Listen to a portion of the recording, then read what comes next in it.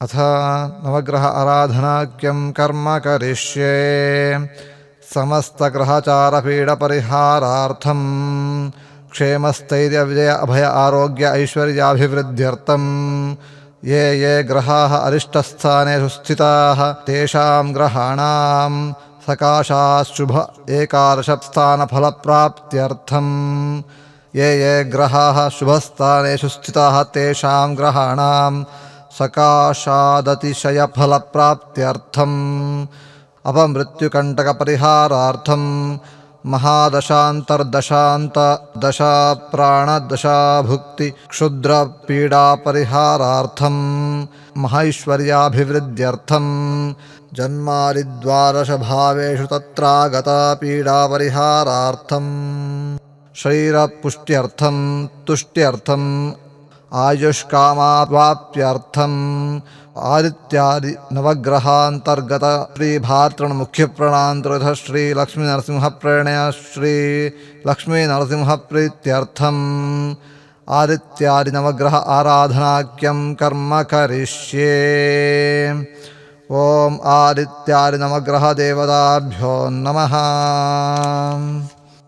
ओम आदित्याय नमः।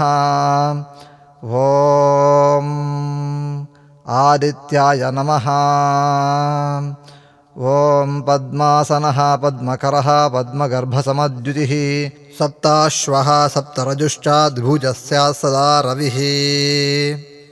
पद्मासनं पद्महस्तं पद्मगर्भसमद्युतिं सप्ताश्वं सारुणरथं द्विभुजं काश्यपिं रविं त्रैलोक्यदीपकं देवं गुणरूपं त्रयीमयं स्थापयामि महाभक्त्या भास्करं ग्रहनायकम्। ॐ दिवाकरं दीप्तसहस्ररश्मिं तेजोमयं जगतः कर्मसाक्षिम् अंशुं भानुं सूर्यमाद्यां ग्रहाणां रविं सदा शरणमहं प्रपद्ये। ॐ प्रभाकराय विद्महे दिवाकराय धीमहि तन्नो सूर्यः प्रचोदयात्। ॐ आकृष्टेन रजासा हृदयाय नमः। वर्तामानो निवेशयन् शिरसे स्वाहा अमर्त्यं मर्त्यं च शिखायुषट् हिरण्ययेन सविता कवचाय हुं रथेना देवो याति नेत्राभ्यामौषट् भुवानानि पश्यन् अस्त्राय फट्। ॐ भूर्भुवस्वरों कालिङ्गं गृहमध्यभागनिलयं प्राचीमुखं वर्तुलम् रक्तं रक्तविभूषणध्वजरथश्छत्रश्रिया शोभितं सप्ताश्वं कमलद्वयान्वितकरं पद्मासनं काश्यपिं मेरोर्दिव्यगिरेः प्रदक्षिणकरं सेवामहे भास्करम्। ॐ आकृष्णेत्यस्य हिरण्यस्तूपः सविता तृष्टुप् प्रधानदेवता आदित्यावाहने विनियोगः। ॐ आकृष्णेन रजासा वर्तमानो निवेशयन्नमृतं मर्त्यं च हिरण्ययेन सविता रथेन देवो याहाति भुवानानि पश्यन्। ॐ आदित्यम् आवाहयामि भूः आदित्यम् आवाहयामि भुवः आदित्यम् आवाहयामि स्वः आदित्यम् आवाहयामि भूर्भुवस्वः आदित्यम् आवाहयामि स्थापयामि पूजयामि। ॐ आदित्यस्य अधिदेवता अग्निम् आवाहयामि स्थापयामि पूजयामि। आदित्यस्य प्रत्यधिदेवता रुद्रम् आवाहयामि स्थापयामि पूजयामि। ॐ जपाकुसुमसङ्काशं काश्यपेयं महाद्युतिं ध्वान्तारिं सर्वपापघ्नं प्रणतोऽस्मि दिवाकरम्। ॐ आदित्याय नमः। ॐ अथ चन्द्राराधनाख्यं कर्म करिष्ये।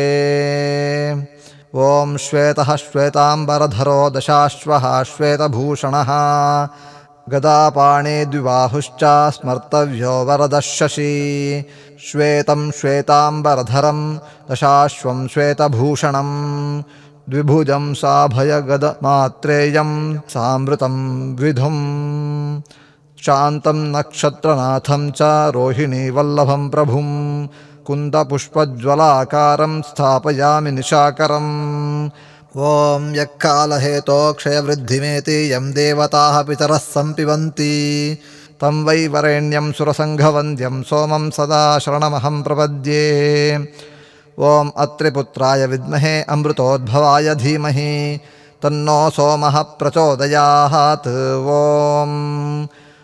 ॐ आप्यायस्वहृदयाय नमः समेतु ते श्रसे स्वाहा विश्वतः शिखायै उषट् सोमवृष्टिं कवचाय हुं भवावायस्य नेत्राभ्यामौषट् सङ्गथे अस्त्राय फट् ॐ भूर्भुवस्वरोम् ॐ आत्रेयं यमुना प्रभुं ग्रहगणस्याग्नेयभागस्थितं श्वेतं श्वेतसुगन्धमाल्यवसनं श्वेताम्बुजोद्योस्करं श्वेतच्छत्रविभूषणध्वजरथच्छत्रश्रियाशोभितं मेरोर्दिव्यगिरेः प्रदक्षिणकरं सेवामहे शीतगुम् ॐ आप्यायस्व गौतमः सोमो गायत्री प्रधानदेवता सोमावाहने विनियोगः ॐ आप्यायस्वतमेः ऋते विश्वतः सोमवृष्ण्यं भवावाजस्य सङ्गथे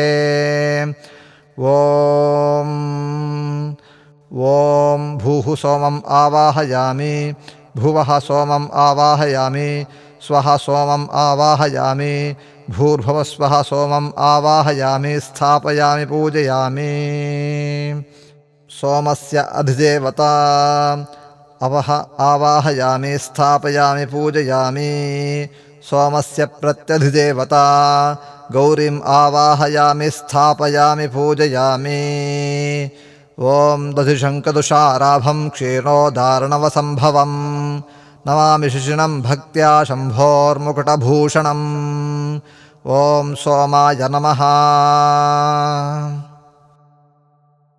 ॐ अङ्गारकाय नमः ॐ रक्तमाल्याम्बरधरः शक्तिशूलगदाधरः चतुर्भुजो मे शगमो भारद्वाजो धरासुतः रक्तस्रगम्बरधरालेपं गदाशक्त्या शिशूलिनं चतुर्भुजं मे शगमं भारद्वाजं धरासुतं रक्तकाञ्चनसङ्काशं रक्तकिञ्जल्कसन्निभं स्थापयामि महारौद्रं रुद्रमूर्तिं महाबलम्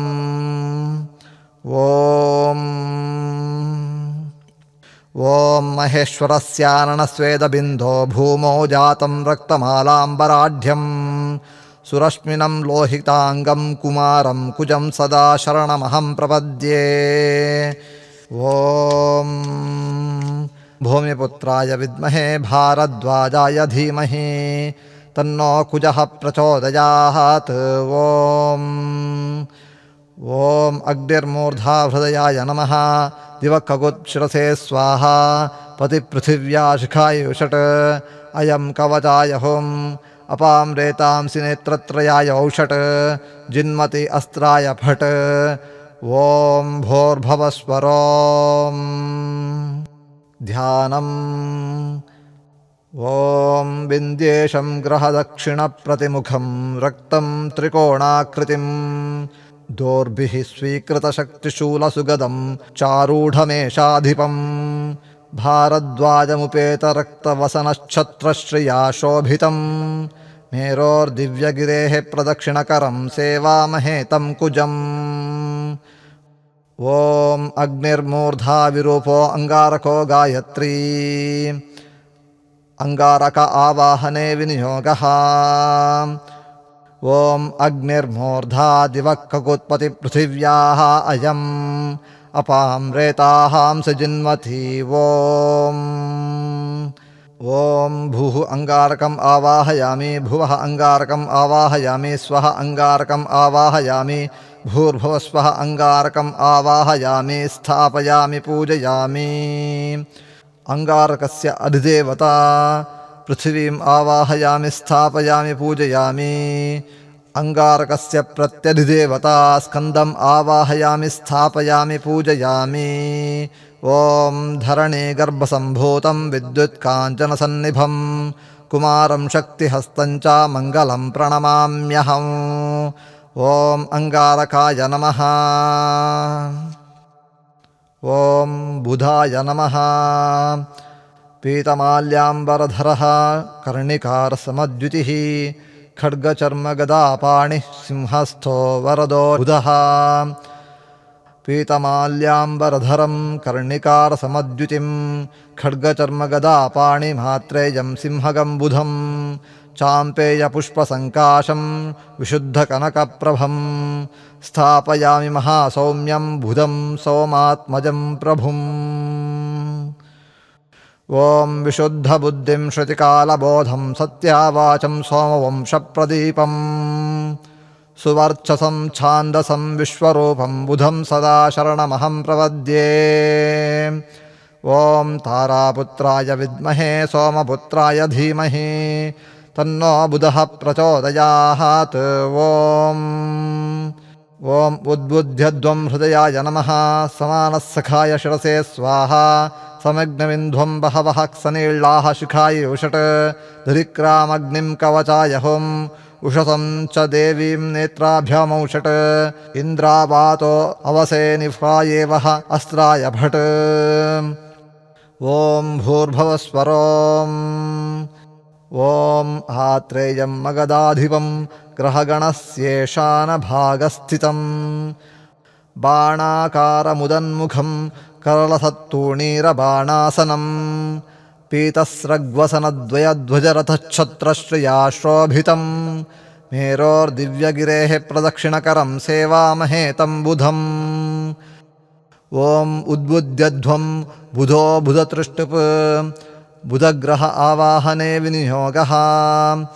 ॐ उद्बुध्यध्वं समानसखाय समग्निविन्द्वं बहवः सनीळ्लाः धरिक्रामग्निमुषितं च देवीन्द्रावतो वासे निह्वायेवः। ॐ बुः बुधम् आवाहयामि भूः बुधम् आवाहयामि स्वः बुधम् आवाहयामि। ॐ भूर्भुवस्वः बुधम् आवाहयामि स्थापयामि पूजयामि। ॐ बुधस्य अधिदेवता विष्णुम् आवाहयामि स्थापयामि पूजयामि। बुधस्य प्रत्यधिदेवता पुरुषम् आवाहयामि स्थापयामि पूजयामि। ॐ पियङ्गुगुलिकाभासं रूपेण प्रतिमं बुधं सौम्यं सौम्यगुणोपेतं नमामि शशिनन्दनम्। ॐ बुधाय नमः। ॐ बृहस्पतये नमः। देवाचार्यो द्विजश्रेष्ठचतुर्बाहुः बृहस्पतिः गौराङ्गः पीतवस्त्रश्च साक्षसूत्रकमण्डलुः आङ्गीरसं देवगुरुं पीतस्रगन्धवस्त्रकं दण्डिनं वरदं पीतं साक्षसूत्रकमण्डलुं कुन्दपुष्पसमानाभं तप्तकाञ्चनसन्निभं स्थापयामि महाभक्त्या प्रसन्नवदनं गुरुम्। ॐ बुद्ध्या समो यस्य न कश्चिदन्यो मतिं देवा उपजीवन्ति यस्य प्रजापतेरात्मजं धर्मनिष्ठं गुरुं सदा शरणमहं प्रपद्ये।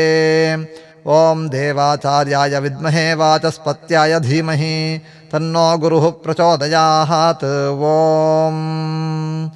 ॐ बृहस्पते अतियत हृदयाय नमः। अर्यो अर्हा शिरसे स्वाहा। द्युमद्युवाति कृतमज्जने शुचिखाय विषट् यद्दीदयच्चवसारुतकवचाय हुं प्रजाततस्मासु नेत्राभ्यामौषट् द्रविणं देहि चित्रम् अस्त्राय भट्। ॐ भूर्भुवस्वरोम्। ॐ सिन्धूनामाधिपं ग्रहोत्तरगतं दीर्घं च शुष्कोणकं प्राप्तं मण्डलमङ्गिरान्वयभुवं दण्डं दधानं करे सौवर्णध्वज वस्त्रभूषण रथ छत्रश्रियाशोभितं मेरोर्दिव्यगिरेः प्रदक्षिणकरं सेवामहे वाक्पतिम्। ॐ बृहस्पते गृत्समुदो बृहस्पतितृष्टुप् बृहस्पत्यावाहने विनियोगः। ॐ बृहस्पते अदिर्यो अर्हाः द्युमध्यो वाचिकृतमज्जनेषो यद्वेदयच्छवसारुच प्रदता तदस्मासु द्रविणं देहि चित्रम् ॐ भूः बृहस्पतिम् आवाहयामि भूः बृहस्पतिम् आवाहयामि स्वः बृहस्पतिम् आवाहयामि ॐ भूर्भुवः स्वः बृहस्पतिम् आवाहयामि स्थापयामि पूजयामि ॐ बृहस्पति अधिदेवता इन्द्रम् आवाहयामि स्थापयामि पूजयामि बृहस्पति प्रत्यधिदेवता ब्रह्माणम् आवाहयामि स्थापयामि पूजयामि ॐ देवानां च ऋषीणां च गुरुन् काञ्चन सन्निभं वन्द्यं चतुर्षु लोकेषु प्रणमामि बृहस्पतिम् ॐ बृहस्पतये नमः ॐ शुक्राय नमः ॐ शुक्रो भोजकटाधीशो दैत्यानां परमो गुरुः शुक्लाम्बरधरः श्यामः कमण्डलुद्धरः कविः शुक्रं शुक्रतनुं श्वेतवस्त्राढ्यं दैत्यमन्त्रिणं भार्गवं दण्डवरदः कमण्डल्वाक्षसूत्रिणं कुन्दपुष्पसमानाभं मुक्ताफलसमप्रभं स्थापयामि महाशान्तं भृगुं दैत्यगुरुं प्रभुम् ॐ वर्षप्रदं चिन्तितार्थानुकूलं नयप्रदानं विनियोपपन्नं तं भार्गवं योगविशुद्धसत्त्वं शुक्रं सदा शरणमहं प्रपद्ये ॐ दैत्याचार्याय विद्महे विद्यारूपाय धीमहि तन्नो शुक्रः प्रचोदयात् ॐ शुक्रन्ते अन्यत् हृदयाय नमः यत्तन्ते अन्यत् शिरसे स्वाहा विषूरूपे अहानि द्यौरीवासि शिखाय विषट् विश्वाहिमाया कवचाय हुम् अवासि स्वधावो भद्राते नेत्राभ्यामौषट् ऊषन्निहरातिरस्तु अस्त्राय भट् ॐ भूर्भुवस्वरोम् ॐ भोजेशं भृगुगोत्रजं ग्रहगण प्राचीनभागस्थितम् पञ्चाश्रोज्ज्वलमण्डलं करयुगे दण्डं च सत्कुण्डिकां बिभ्राणं सितवस्त्रभूषणरथच्छत्रश्रियाश्रोभितं मेरोर्दिव्यगिरेः प्रदक्षिणकरं सेवामहे भार्गवम् ॐ शुक्रन्ते भारद्वाजः शुक्रतृष्टुप् शुक्रावाहने विनियोगः ॐ शुक्रन्तेः अन्यद्यजन्तेः अन्यद्विषोरोपे अहानि द्यौरीवासी विश्वाहिमाया अवासि स्वधावो भद्रातेः पूषन्निहरातिरस्तो ॐ भूः शुक्रम् आवाहयामि भुवः शुक्रम् आवाहयामि स्वः शुक्रम् आवाहयामि ॐ भूर्भुवः स्वः शुक्रम् आवाहयामि स्थापयामि पूजयामि ॐ शुक्रस्य अधिदेवता इन्द्राणीम् आवाहयामि स्थापयामि पूजयामि ॐ शुक्रस्य प्रत्यधिदेवता इन्द्रम् आवाहयामि स्थापयामि पूजयामि ॐ हिमगुन्दं मृणालाभं दैत्यानां परमं गुरुं सर्वशास्त्रप्रवक्तारं भार्गवं प्रणमाम्यहम् ॐ शुक्राय नमः ॐ शनैश्चराय नमः ॐ इन्द्रनीलद्विदिशूली वरदो गृध्रवाहनः बाणासनधरः स्मर्तव्योऽर्कः सुतः सदा इन्द्रनीलनिभं मन्दं काश्यपिं चित्रभूषणं चापबाणधरं चर्मशूलिनं गृध्रवाहनम् इन्द्रनीलसमानाभं नीलोत्पलसमप्रभं स्थापयामि महारौद्रं सूर्यपुत्रं शनैश्चरम्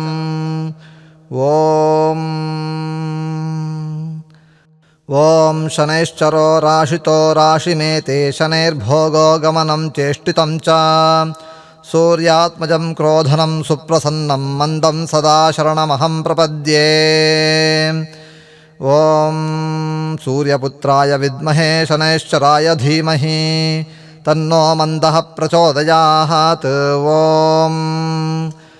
ॐ शमग्निरग्निभिः हृदयाय नमः करश्चिरसे स्वाहा षण्णस्तपशिखायुषट् सूर्यः कवचाय हुम् शंवातो वात्वरपानेत्राभ्यामौषट् अपसृतः अस्त्राय भट् ॐ भूर्भुवस्वरोम् ॐ आन्द्रेशं ग्रहपश्चिमं करलसत्तूणीरबाणासनं कोदण्डाकृतिमण्डलं घननिभं गृध्रासनं काश्यपिं नीलच्छत्रविभूषणध्वजरथच्छत्रश्रिया शोभितं मेरोर्दिव्यगिरेः प्रदक्षिणकरं सेवामहे भानुजम् ॐ शमग्निरित्यस्य इरिम्बीटिः शनैश्चर उष्णिक शनैश्चर आवाहने विनियोगः ॐ शमग्निरग्निभिः करश्चन्नस्तपरसूर्याः संवातोः वात्वरपा अपस्रधाः ॐ भूः शनैश्चरम् आवाहयामि भुवः शनैश्चरम् आवाहयामि स्वः शनैश्चरम् आवाहयामि भूर्भुवस्वः शनैश्चरम् आवाहयामि स्थापयामि पूजयामि ॐ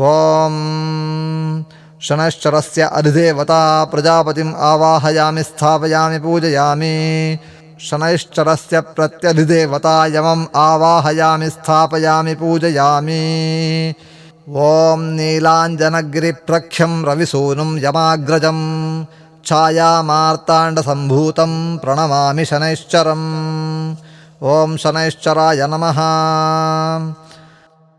अथ राहु आराधनाख्यं कर्म करिष्ये। ॐ राहवे नमः।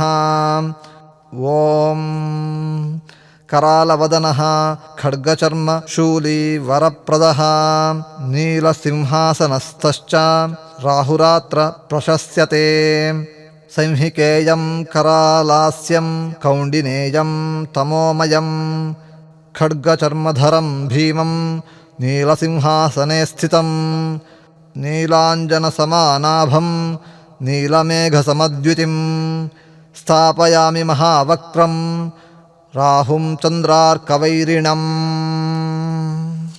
ॐ यो विष्णुनैवा अमृतं पीयमानं शिरश्छित्त्वा ग्रहभावेन युक्तः यच्चन्द्रसूर्यो ग्रहसे पर्वकाले राहुं सदा शरणमहं प्रपद्ये। ॐ संहिकेयाय विद्महे तमोमयाय धीमहि तन्नो राहुः प्रचोदयात्। ॐ कयानच्चित्रा हृदयाय नमः। अभूवश्चिरसे स्वाहा। ऊतीशिखायुषट् सदा वृधः सखा कवचाय हों कया शचिष्टया नेत्राभ्यामौषट् वृता अस्त्राय फट्। ॐ भूर्भुवस्वरों राहुं बर्बरदेशजं च निरतिस्थाने स्थितं पैठिनेः गोत्रं खड्गधरं च शूर्पसदृशं शार्दूलरत्नासनं नीलच्छत्र विभूषणध्वजरथच्छत्रश्रिया शोभितं मेरोर्दिव्यगिरेः प्रदक्षिणकरं सेवामहे तामसम्। ॐ कयानो वामदेवो राहुर्गायत्री राहु आवाहने विनियोगः।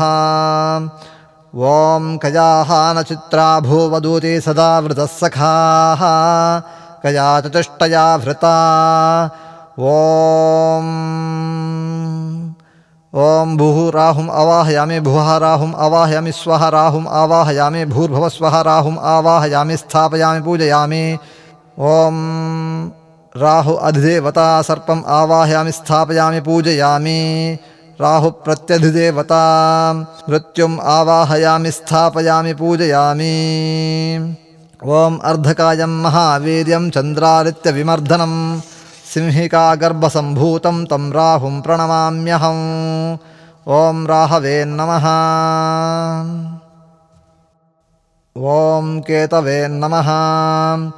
ॐ ये ब्रह्मपुत्रा ब्रह्मसमानवक्त्रा ब्रह्मोद्भवा ब्रह्मविदः कुमाराः ब्रह्मोत्तमा वरदा दामदग्न्या केतून् सदा शरणमहं प्रपद्ये।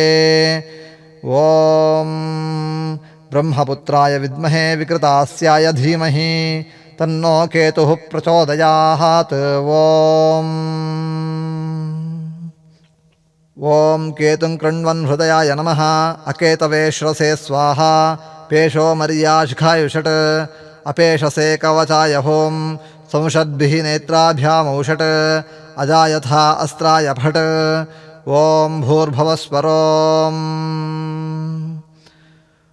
ॐ केतुं मध्यमदेशजं ध्वजसमाकारं विचित्रायुधं चित्रं जैमिनिगोत्रजं ग्रहभुवो वायव्यभागस्थितं चित्रस्यन्दनभूषणध्वजरथच्छत्रश्रिया शोभितं मेरोर्दिव्यगिरेः प्रदक्षिणकरं सेवामहे तं ध्वजम् ॐ केतुं कृण्वन्नित्यस्य मन्त्रस्य मरुच्छन्दाः केतवो गायत्री केतुग्रह आवाहने विनियोगः ॐ केतुं कृण्वन्नाकेतभे पेशोः मर्या अपेशसे समुषद्भिरजायथाः ॐ भुः केतुम् आवाहयामि भुवः केतुम् आवाहयामि स्वः केतुम् आवाहयामि भूर्भुवस्वः केतुम् आवाहयामि स्थापयामि पूजयामि ॐ केत्वधिदेवता ब्रह्माणामावाहयामि स्थापयामि पूजयामि ॐ केतुप्रत्यधिदेवता चित्रगुप्तम् आवाहयामि स्थापयामि पूजयामि ॐ पालाशधूम्रसङ्काशान् तारकाग्रहमस्तकान् रौद्रान् रौद्रात्मकान् घोरान् तान् केतून् प्रणमाम्यहम् ॐ केतवे नमः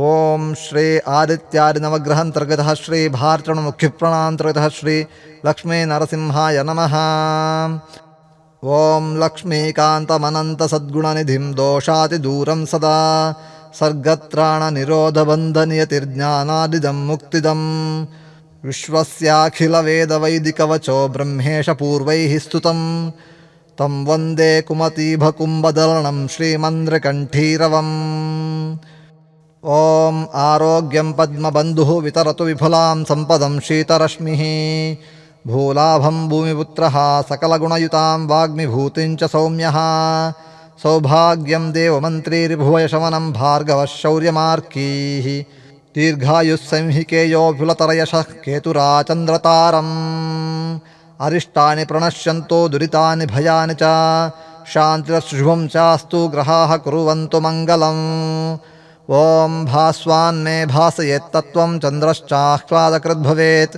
मङ्गलो मङ्गलं दद्यात् भुश्च भूतां दिशेत् गुरुर्मे गुरुतां दद्यात् कविश्च कवितां दिशेत् शनैश्च सम्प्रापयतु केतुः केतुं जयेऽर्पयेत् राहुर्मे राहयेद्रोगं ग्रहाः सन्तु करग्रहाः नवं नवं ममैश्वर्यं दुषन्त्वेते नवग्रहाः ॐ शने दिनमणे सूनो ह्यनेकगुणसन्मणे अरिष्टं हर मे अभीष्टं कुरु मा कुरु सङ्कटं श्रीहरेरनुग्रहार्थाय शत्रूणां निग्रहाय च वाजिराजति प्रोक्तं ग्रहस्तोत्रं सदा पठेत् ॐ अनेन नवग्रह आराधनेन आदित्यादिनवग्रहान्तर्गतः श्री भारतमुख्यप्राणान्तर्गतः श्री लक्ष्मीनरसिंहात्मकः श्री मध्वपति श्री गोपालकृष्णप्रियतां श्रीकृष्णार्पणमस्तु। नवग्रह आराधन काले मंत्रतंत्र स्वरवर्ण सर्वदोषोपप्रायश्चित्तार्थं यथाशक्ति नामत्रयम् अहं करिष्ये। ओम अच्युताय नमः, ओम अनंताय नमः, ओम गोविंदाय नमः, ओम नमो नारायणाय नमः। ओम